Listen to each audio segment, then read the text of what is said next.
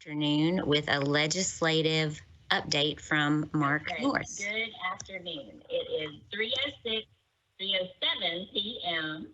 and I'm going to go ahead and call the order. Folks need to mute their phone, please. All right. Thank you. Good afternoon, everybody. Let's get right to it. The 112th Tennessee General Assembly opened today.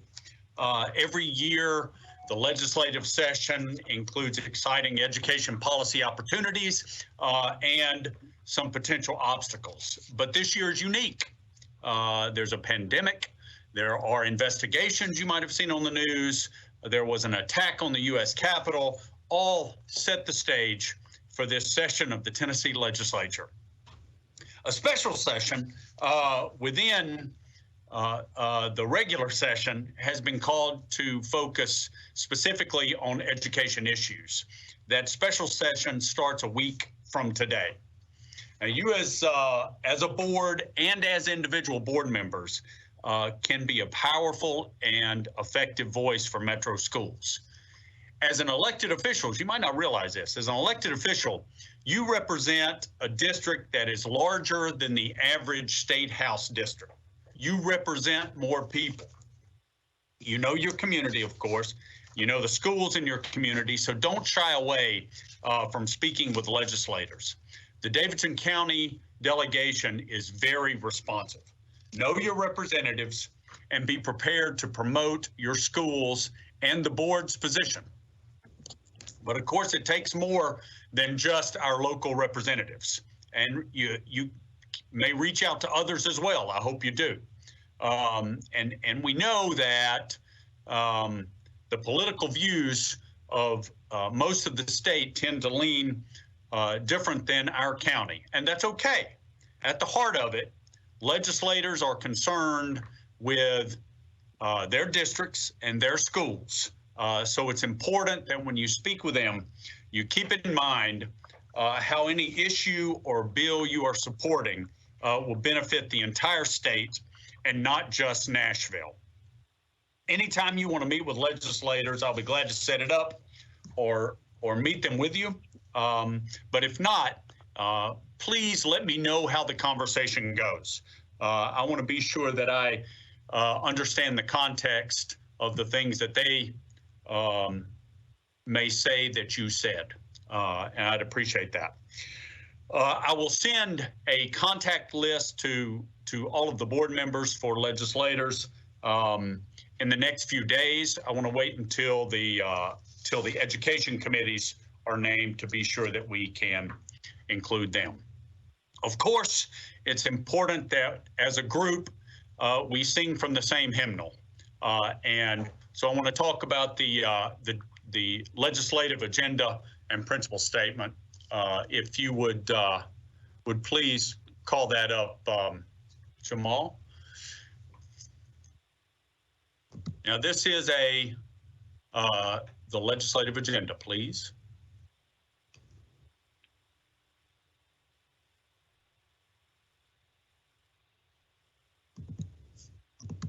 That's it. Now, this is general concepts and with some specifics, but the idea is to have them broad enough that it will cover most issues that arise. Let's go over it real quick because we have a lot to talk about. The first topic is funding. The first main heading is funding. There are several important bullet points in that topic, including that we oppose unfunded mandates. That will cover a lot of bills that are brought before the General Assembly, some of which seem to promote good things, but if the state's not going to pay for it, that is a problem. The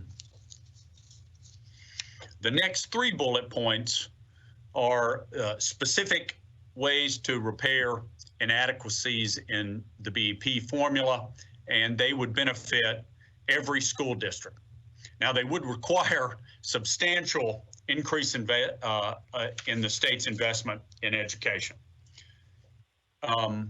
That fifth bullet point is something that is holding school districts harmless for enrollment fluctuations this school year, is something that we believe will be discussed during the special session, that is the #1 priority of the BP Review Committee, and it is an issue that impacts the entire state, nearly every school district in the state.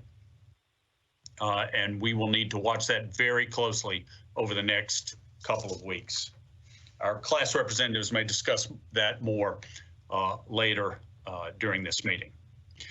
The last bullet point there is something that is a matter of fairness. We've discussed this last year. It's also something that the BP Review Committee acknowledged this year, but it only affects a few school systems at this point. And that's the idea that for instructional salaries and instructional benefits, that the state share should be at least half. There are two or three school districts where the local requirement is more than the state share. And that's something that this point would address and make the states a floor to the state's share of those components. The two school districts I know of that would affect are metro schools and Sevier County. All right, if you scroll down, we'll go through these others pretty quickly. They are relatively broad. Governance, local control. We believe in local control. The school board and the school board members know their community and the specific needs of the schools best. Assessment standards and accountability. We believe in high expectations, but we want to be sure that those assessments are fair, that they are accurate, and there's not unfair punitive accountability. Scroll down a little, please.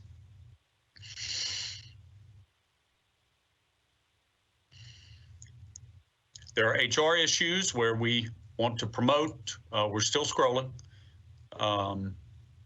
promote retaining and recruiting teachers. That includes adequate teacher compensation and working conditions. You can scroll on a little more. We oppose vouchers. Watch this closely. Of course, the bill that was passed a couple of sessions ago has been ruled unconstitutional. It may still be in court, but keep an eye on that. The next general topic is that we support legislation that would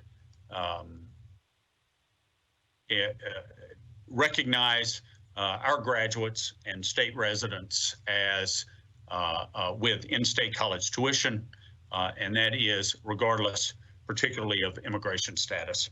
A bill to that effect came very close to passing several years ago, and we will keep supporting that. The last thing on there is the special session. It's important, and this is something just in general terms, a special session should address things that need to be addressed quickly, and there are several of those, but it shouldn't be an excuse to rush through things that need more discussion or an excuse to avoid long-term solutions. So we will keep an eye on that. There are 5 general topics that the administration, the governor's office, and the Department of Education are including in this session. They are funding, accountability, teacher pay, what they call learning loss, and literacy. The devil is in the details, and unless it happened in the last little bit, the bills have not dropped yet. We were expecting them by the end of last week, but the legislators have, I think, been adding to what the department has drafted, and so we don't know what the details are and whether the devil is hiding within them. So that covers that. I want to turn it over to our class representatives, Robert Gowan and Elizabeth Millsaps. It's a great honor to work with them. They are very knowledgeable on school policy and in the legislature, and have been a great done great service for the board and for Metro Nashville schools. Robert, Elizabeth. Yeah, this is Robert. Can you hear me, Mark? Yes. Okay, just want to make sure before I say too much, everybody can hear us. Thanks for having us today. We really appreciate the opportunity to talk with this committee.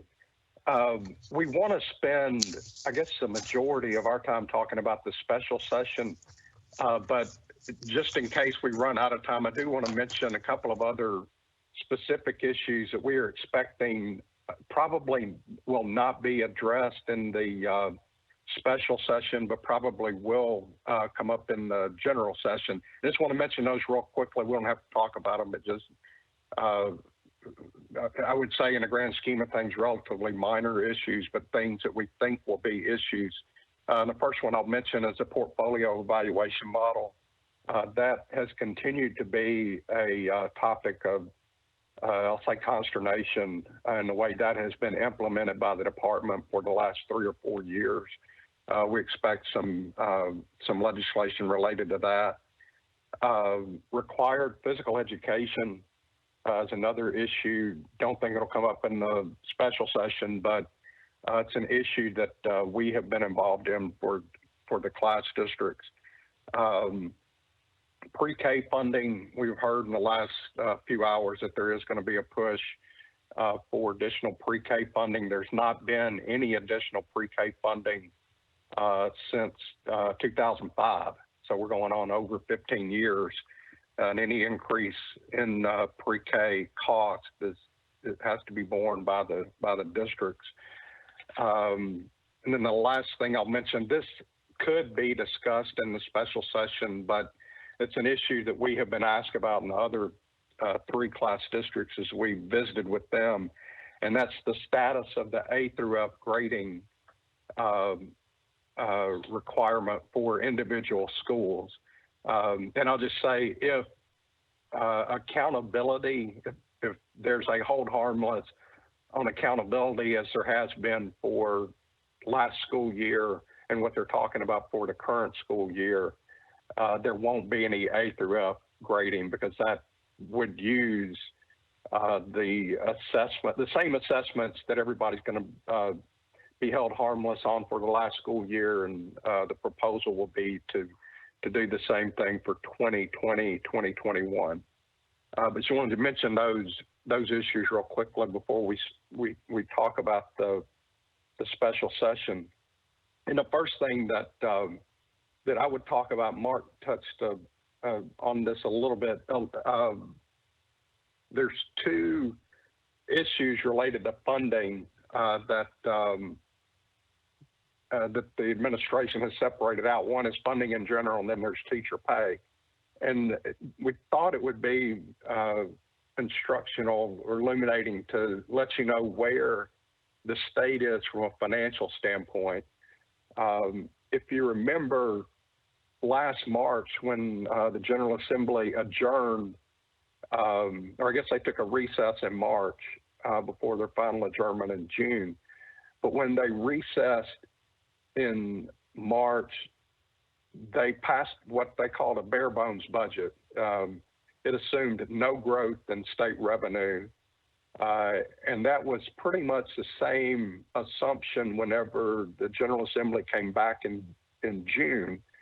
There was an assumption that there would be no growth in state revenue. But what's happened, the latest revenue figures that were released by the state came out in mid-December. That was through November. And at that time, the state had over $500 million in surplus. We expect, because the next revenue figures that should be released later this week will include December revenue figures, that the state will have around $750,000 billion in surplus, so $750 million, around $750 million surplus. That puts the state in a position to do some things with funding that I would say back in March, I don't think anybody was anticipating revenue to come in the way it has. So the state is in a position to do some things, maybe to help schools with returning in person, but we hope that there is going to be a proposal to at least restore the money that was taken out of last year's budget for teacher salaries. Last year, Governor Lee proposed what would have been a 4% increase to the instructional component of the BEP. And I want to be careful. It's not a 4% raise for teachers. It's a 4% increase in the BEP component that is used for teacher salaries. That was over $100 million. That was eventually completely taken out of the budget. We think that there's enough of a surplus right now to at least restore that.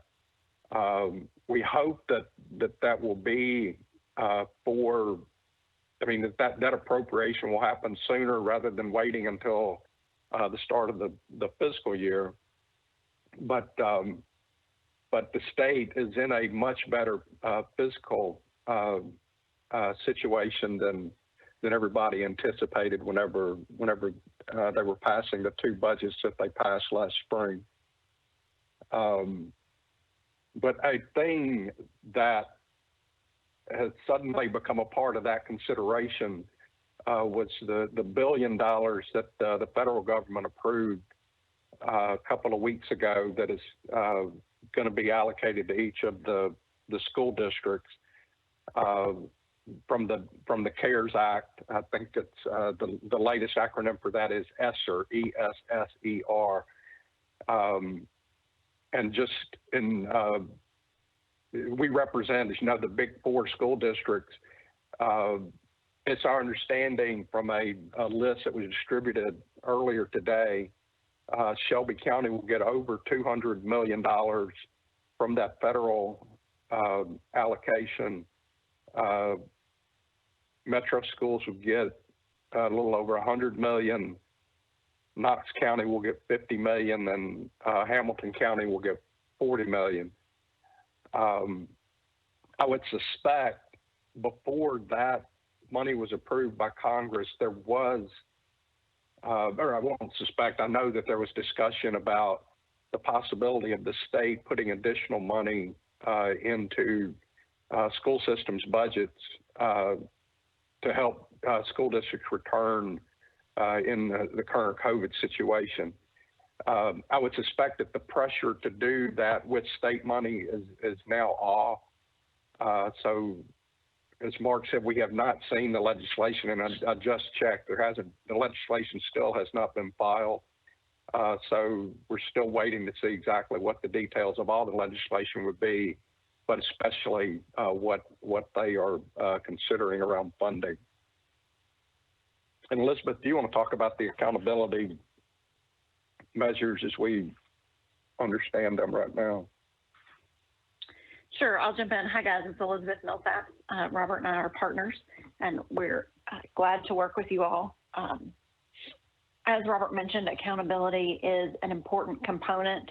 There is some discussion now amongst kind of with the new federal administration on whether or not we will be able to look at a waiver around our federal funding, depending on what the threshold is for accountability. The state legislature here, membership has made it pretty clear that they are not interested in testing for the sake of testing this year and want to make sure that teachers and students, as well as schools, are held harmless in a transition period.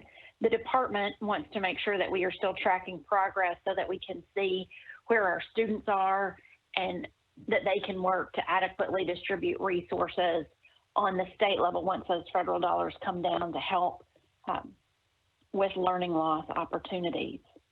That, again, is something that I think the department and the legislature have made it very clear that they have differing paths, and it will be interesting to see which one of those paths becomes the more clear front runner as the legislature moves forward in the special session. And I would mention, we have heard this afternoon that there's a proposal being discussed that would lower the state's required participation in standardized testing from the 95% that is required by our federal ESSA plan to 85%. We anticipate that the new Biden administration will probably be more flexible on granting waivers in states' individual ESSA plans.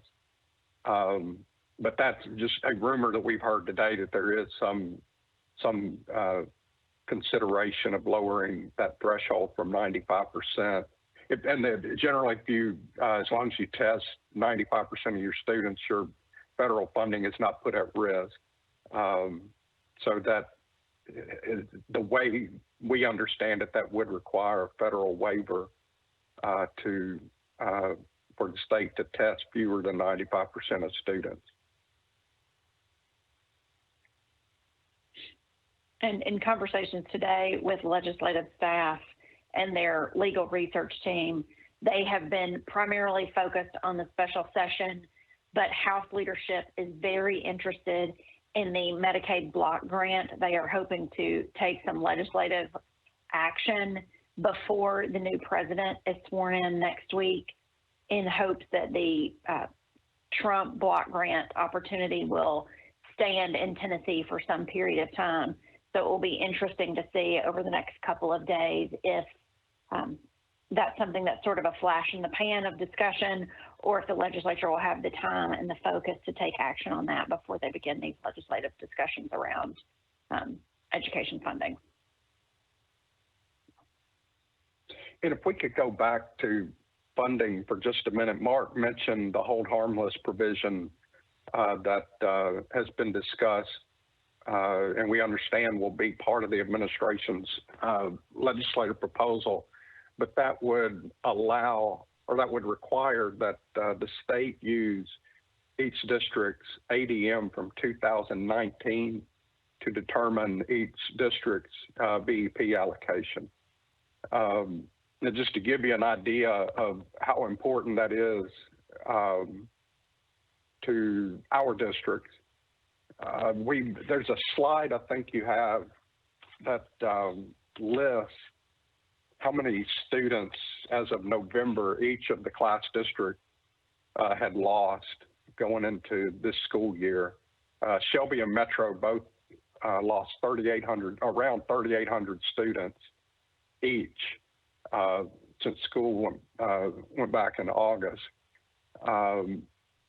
Just to give you an idea of what it would mean if we were not held harmless going into next year's school year. If you take, and just in round numbers, the BEP generates around $9,000 per student around the state. If you take that, multiply it by 3,800, Metro and Shelby County could lose around $35 million each from what is generated from the BEP. Now that number includes both the local and state portion. So as you may know, the state only contributes a third of the total in Metro. So that would mean a loss of around $10 to $12 million for Metro schools if you aren't held harmless. But so I would say that as far as the special session goes and funding, the funding portion of that, we would think that making sure that we are treated fairly on the ADM hold harmless is one of our top priorities.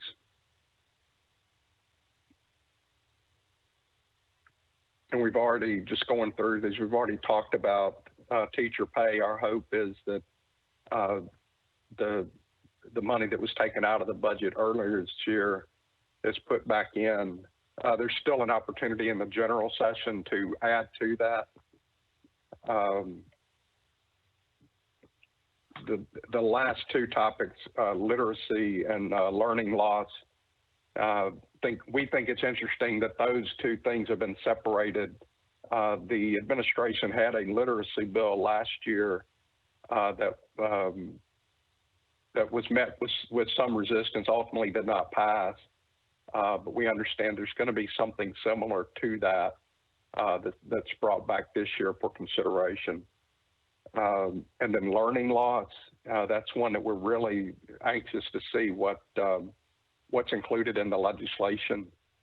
We understand that could be anything from the funding for summer school or additional funding or micro grants for students to get tutoring. But as Mark said, we're waiting to see the details and the legislation that still hasn't been filed. And I think it's important to also discuss that teacher pay is something that the administration and the Department of Education have talked about that in terms of raises, which requires recurring money for ongoing funding. And I know the legislature has, especially the Finance Committee, has expressed some interest in a one-time bonus that would be allocated in this special session in January, with moving teacher pay discussions toward the full state budget discussion during the regular session when we have another quarter of revenue to really look at for the state. So we'll be watching to see which path the legislature ultimately decides to take as they start the special session. And I'm not sure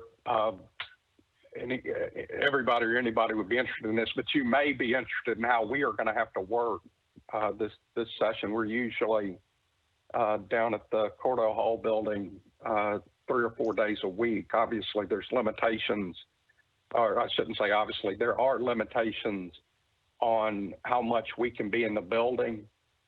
We are not allowed at all in the Senate committee rooms. We are allowed in the House committee rooms. We can meet with individual legislators, and we have meetings set up later this week with the chair of the House Education Committee, who we assume Mark White will still be the chair of the House Education Committee. But we have meetings set up later this week. But all of those we can't go into the building without a prior appointment with legislators. So it is going to be an interesting time. And we've obviously got access to all the committee meetings through online. The legislature for years has had a really good online streaming service of all the committees, and we're able to talk to members in those committees through text. But just like late last year in the session, this year is going to be really interesting and different time for us. Mm-hmm. Thank you so much for the updates. If you don't have anything else you specifically wanted to cover, I thought we might take a moment Sure. to see if any board members have questions for Robert, Elizabeth, or for Mark about the upcoming legislative session. I have a question. This is Frida Player Peters. So the 4% increase that you talked about, is that 4% to the entire BEP pot, or they're adding 4% into the formula, into the BEP formula? I know it's not a direct raise. So can you just explain a little bit what they were talking about with the 4% and how that affects the actual formula?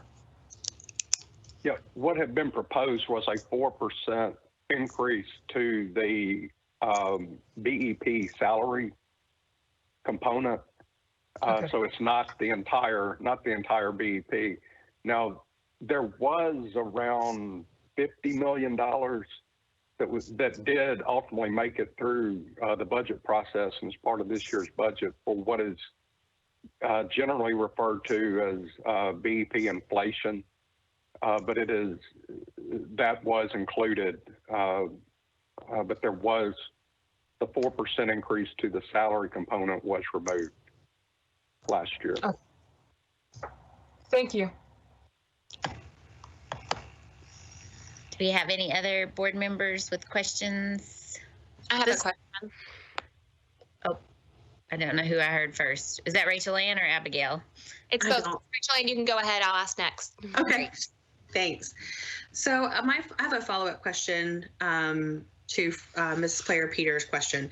So the 4% BEP proposal, are we advocating that conversation starts again this year, and that we have at least that 4% BEP increase to the salary component? I think I'll touch on that just a second, Robert. Number one, I think we should stop calling it a 4% adjustment, because people believe that is a 4% pay raise, and it's not. It is $120 million total. How much that comes to us, first of all, is not totally clear once everything runs through the formula and the fiscal capacity calculation. Now, that also is, as Robert mentioned, the hopes are that is immediate and doesn't wait until July. So that if that passes and becomes effective as part of current year, then that is sort of the base for moving forward on next year's budget, right? So, which I think is what is the question. That is the starting point when the regular session starts talking about budget and what to do with teacher pay and education funding. Did that address the question? So you're saying, I went way around, but so you're saying that yeah, hopefully the 4%, though I know you don't want it to be called that, but the 4% salary component would ideally be passed during the special session. And then that way, if that is done in an ideal world, when regular session continues through May, like it usually does, then there could be additional compensation conversations from that point. That's exactly the way I see it. If there'd be no need to discuss it in the special session if it wasn't an immediate, if it was planned to be actually allocated and appropriated, I guess, for next fiscal year, right? They can do that through the session. So, yes. Okay. And I guess, is it okay, Ms. Masters, if I ask another question? Yeah, go ahead. Okay. So are we aware of how much that $120 million, it sounds like we might not be, but do we have any approximates of how that $120 million would trickle down to teacher salaries? Because I understand that we don't want to call it the 4% because most educators believe, which I think is understandable, that it's going to be a 4% automatically included into whatever their current rate of salary is. So do we understand how that would typically trickle down, and what's the approximate amount of money that they would receive from that? Well, the kind of simplified formula for that is that the salary component in the BEP is about 75% of a teacher's salary. So you're getting 75% of the BEP component, which in Metro is about 50% of the salary. So you're getting 4% of 75% of 50% of the actual salary of the average teacher in Metro. Which makes your job very hard when people see talking points from the legislature or from the governor that say there's a 4% raise, which works out to be about a 4% raise if you're in a rural area with lesser local support. But here in Metro, it's a difficult position that a great example of that is that Robert and I had a very difficult conversation with the Chattanooga representative 2 years ago, who literally brought in the pay stub from a teacher and was like, this teacher is getting $11.75 a week, and that's ridiculous. And where did her money go? And what have you spent it on? And we just did some very simple math that if you take the number of teachers multiplied by the dollars that were actually added into the salary component, that was $10 a week. So the fact that Chattanooga was paying them $11.75 a week means that there was some additional local money for them to get to that point, where we can all agree that $11.75 a week is not a raise for any teacher in a way that's going to make them feel valued or improve their standard of living. But that's just the reality of the circumstance of those conversations, because the BEP is a partial fund in the cities, because our urban areas in Tennessee have the unique ability to pay more than the average share, and that's what we do with our local dollars here. But fiscal impact. Yeah, right. And also, we are fortunate to have one of the brightest minds in education financing on this call, Chris Henson. He might have some an answer to your question on how much that would mean to us. I'm not sure whether he would he knows that or not, but if he is on, he is welcome to jump on, and if he's got an answer. Chair Masters, is it okay if I speak? Yes, please do. If you can illuminate that question, that'd be great. Thanks. And unfortunately, I'm not going to have an exact response to Ms. Elrod as far as a dollar amount, because obviously those are all calculated by the Tennessee Department of Education when they run the BEP funding formula. But I will add, as Elizabeth and Robert have said, it is a partial funding. The instructional component in the BEP funding formula has a salary unit cost of $48,330, whereas the average salary for instructional positions in Tennessee is closer to $55,000. And then, as Elizabeth indicated, typically across the state will fund 70% of the instructional category, which is where all of the teachers are. But in Davidson County, because we have such a high fiscal capacity index, the state only funds 46% of the instructional category. And then on top of that, the BEP funding formula only funds a certain number of instructional positions, and every school district, including Metro Nashville, has more instructional positions than are funded through the BEP funding formula. And so that 4% raise is only going to be applied to the number of teaching positions that are generated through the funding formula, which are understated as opposed to what's the actual number of teaching positions. And so you really got three things going on. You've got an understated salary unit cost in the formula, and then the state only funds a certain percentage of that based upon a county's fiscal capacity. And then the state only funds a certain number of teachers through the funding formula, and every school district has, in some cases, a significant higher number of teaching positions than are actually generated through the funding formula, which all makes it very difficult to try to explain and complicates the matter. But I did want to mention those, those three things that come into play when you try to calculate how much a percentage raise that might equate to for a school district. Hopefully that helps a little bit. It does. Thank you. Thank you. I think Ms. Tyler has our next question. Yes, thank you, Ms. Masters. So I just want to double check to make sure when they're talking about providing extra dollars for the schools to be able to reopen, that does not include the federal money from the second round of CARES. Is that correct? It will be separate from that and it'll be just from the state? If there is any. Okay. All right. I just want to make sure that we don't accidentally double dip and think bigger than what we have available. And then also, okay, thank you. And then also my question is, and this may be a little too specific, and that's okay if we don't have the answer, but do we know how much money MNPS would save if we don't end up paying for testing this spring?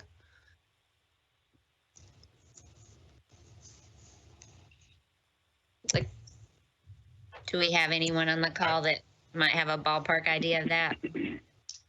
I don't. I think that probably would be a Dr. Paul Changa's question. okay. But we typically don't pay for state tests, and so those are provided by the state. But I would want him to confirm. Okay, I appreciate that. Thank you. That's all I have for now. Thank you. And then I think Jeannie Pupo Walker had a question to ask as well. Thank you. I think this is a question for Robert. Can you guys hear me okay? Yes. Okay. Yeah. So I wanted to ask about the 85% participation rate for testing. So that participation rate is an accountability requirement. It's on the accountability framework. So are they asking, are the legislation potentially going to be asking for us to reduce, because we're not, if we're doing a hold harmless on accountability, then it wouldn't matter, right? So why would we lower the participation rate if we're asking for a waiver on accountability?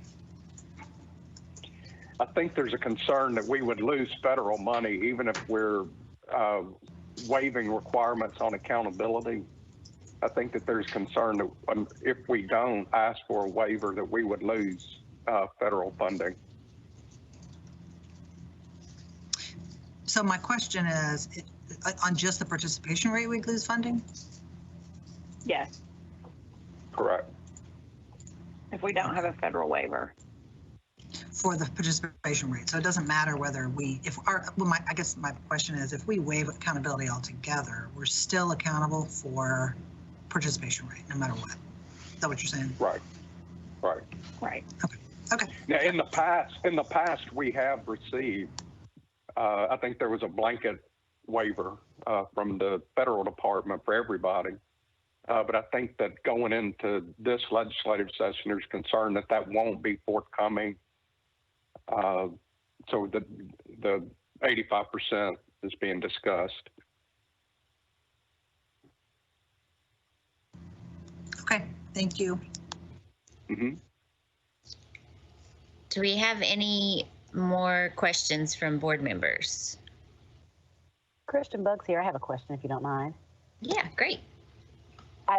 I'm not sure if this is just a question to Mr. Gowan and Mrs. Millsaps, or if this is a question kind of for the whole group. How do we better collaborate with other communities, or at least other community school boards, to make sure that we support, this legislative session? So, Robert, Elizabeth, you all host the class calls on Fridays. Is that kind of the best way to kind of tap in? And then how do we pull in some of those smaller counties so that we can be in alignment and agreement so that they're going to their reps also on our behalf?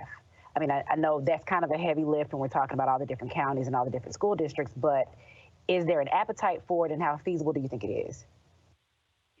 Well, yeah, I think Elizabeth and I, we appreciate that.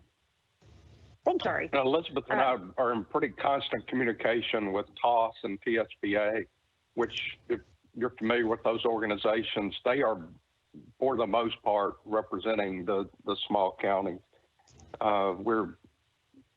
Probably had 5 or 6 group texts with them just today about, but we're in pretty constant communication with people who are representing, for the most part, the small counties.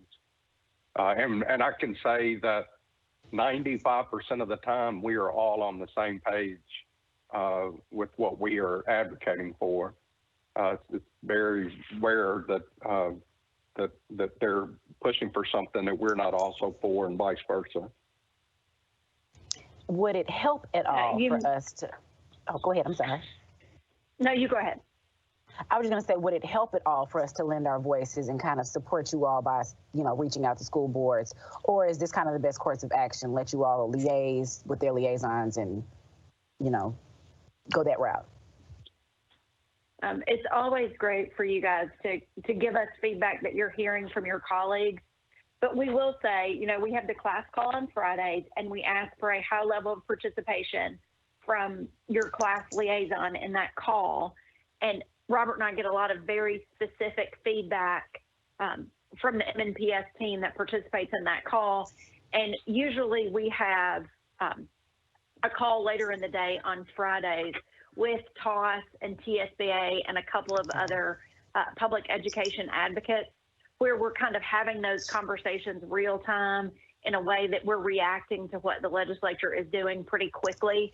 And I think that you'll hear from us directly on an issue by issue basis. So if there's something that comes up in our Friday call that we feel like it's important for you to be talking to your colleagues elsewhere, we're going to reach out directly and ask you to have those conversations pretty quickly to respond to those issues.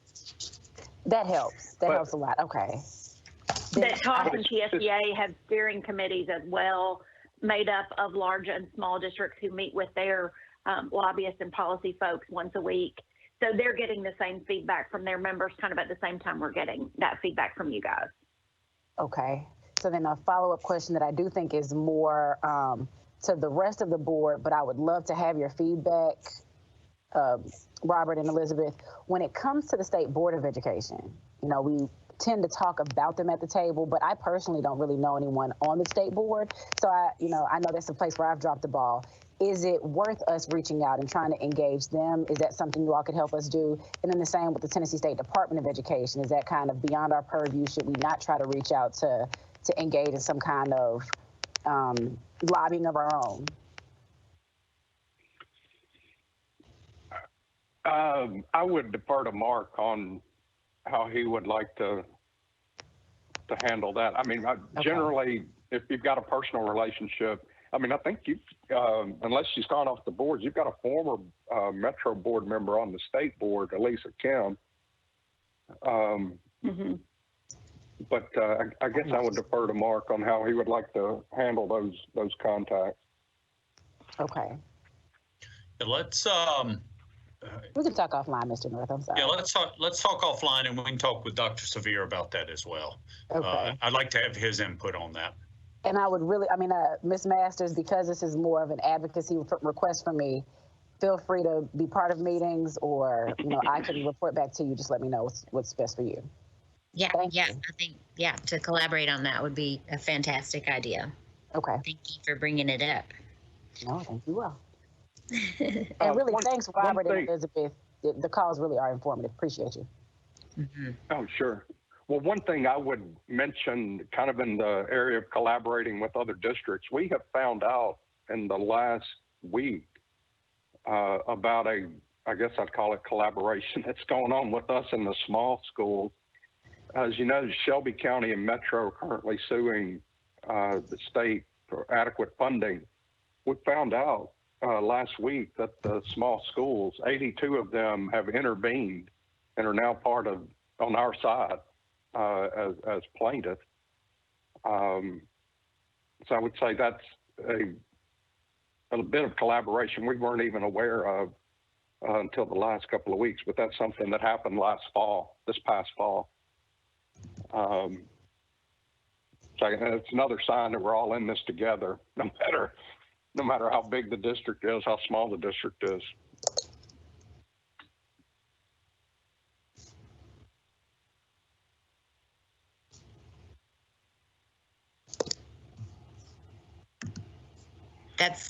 That's amazing to hear. Thank you. That's great. Yeah. So I know we only have about 5 minutes left. First, I want to be sure we don't have any more board member questions for any of our presenters. And if not, I had asked Mark North to touch just a bit on advocacy with our local Metro Council. I don't know if you can give us one or two quick points in just the next 4 minutes, but what do you think? Or should we do that for another day? Very quickly, I know y'all are going to another committee meeting next, but it is a very large Metro Council, 40 members. Your members. They have all sorts of issues that they deal with. Education comes up before them not that often, and mostly around budget time. And it is a huge part of their budget, but it is a small part of the time they They deal with Metro Council business.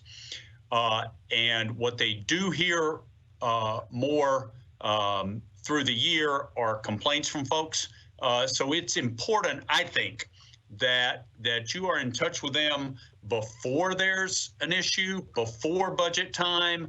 Keep them up to date on things that are pending before the board. Keep them up to date on good news in the schools that you know they're interested in. And I do that as well, but it's important, I think, for them to hear from you. And then when it comes budget time, it's not the first time they've heard from you. I think that is as important as anything. That's great. I appreciate that. And I want to add that if you are aware of organizations that are seeking Metro appropriations as part of the budget process, a lot of those relate to education. So I encourage my fellow board members to be aware of the organizations seeking those appropriations so that you can speak to council members about the value of what those organizations can bring to education in our city. I also encourage you to be talking to your state legislators about this special session coming up on the 19th. Because as Mark said, the devil is in the details. We're dealing with issues around access and literacy, and we really don't have a great way at this point of knowing what is going to be baked into that. So I think we need to be very vocal about what we are and are not supportive of in that area. Ideally, it will all be very much emergency related, as it should be with a special session, but it can't hurt to just let your voice be heard around those issues. With that, if we don't have any other questions or pressing issues, I will go ahead and adjourn this committee meeting. Thank you for your time. Thank you. Thanks, everyone.